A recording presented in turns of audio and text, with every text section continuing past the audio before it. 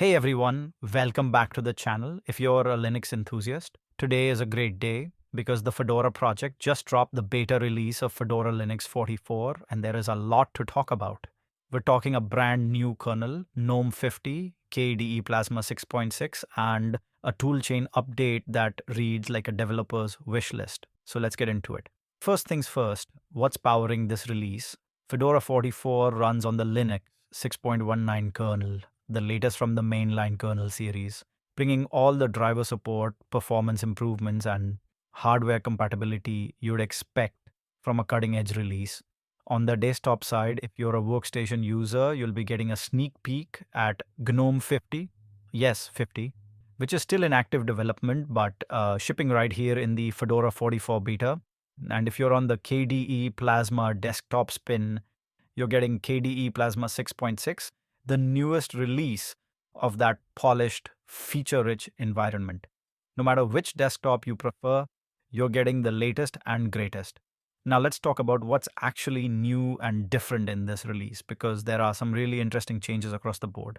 On the KDE side, SDDM is being replaced as the default login manager by the Plasma login manager across all Fedora KDE variants, giving users a more integrated experience right from the moment they boot up. There's also automatic DTB selection for AARCH64, that's ARM64 EFI systems, which makes Fedora on ARM hardware a significantly smoother experience.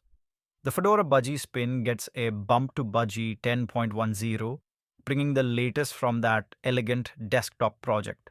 Under the hood, PackageKit is being updated to use the new DNF5 backend, which means faster and more modern package management. Fedora 44 also adds support for automatically enabling persistent overlays when you flash it to a USB stick. Super handy for anyone who loves running live environments. The Fedora Miracle WM spin gets dank material shell added in, and perhaps most intriguingly, there's now official support for the Nix package manager. Interesting to see Nix find a home inside a Fedora release. Here's one for the gamers and tinkerers. Fedora 44 enables the NTSYNC kernel module for Wine and gaming packages. NTSYNC is a big deal for Wine performance. It improves synchronization primitives to behave much closer to how Windows handles them, which translates to better compatibility and smoother gameplay. If you game on Linux, this one is definitely worth getting excited about. Beyond gaming, packages now hard-link identical files by default to save disk space. Node.js symlinks are managed through a new swappable -bin package system. And Fedora Cloud is switching its /boot partition to a BTRFS subvolume, a notable architectural shift for cloud deployments. For the developers watching, the toolchain updates in Fedora 44 are massive. Your core build tools are all refreshed. GCC 16.1, LLVM 22, GNU Binoodles 2.46, GNU C Library 2.43, and GDB 16.3. On the language runtime side, Go 1.26, Ruby 4.0, and PHP 8.5 are all here, and RPM is jumping to version 6.0, which is a significant milestone for the package format that Fedora is built on.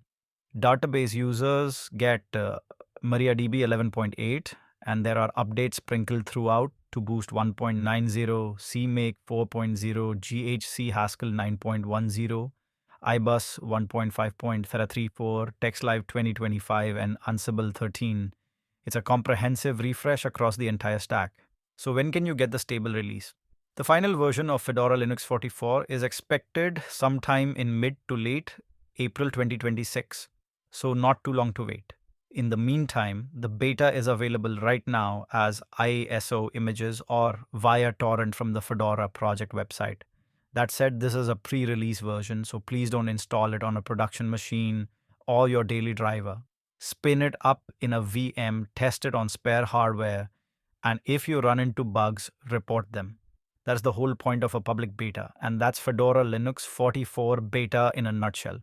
GNOME 50, KDE Plasma 6.6, Linux 6.19, NTSYNC for gaming, a massive toolchain refresh. This is shaping up to be one of the most feature-packed Fedora releases in a while. What are you most excited about? Let me know in the comments below. If you found this video helpful, a like and subscribe goes a long way. It really helps the channel grow. I'll be back with more Linux news very soon. Until then, take care and happy distro hopping.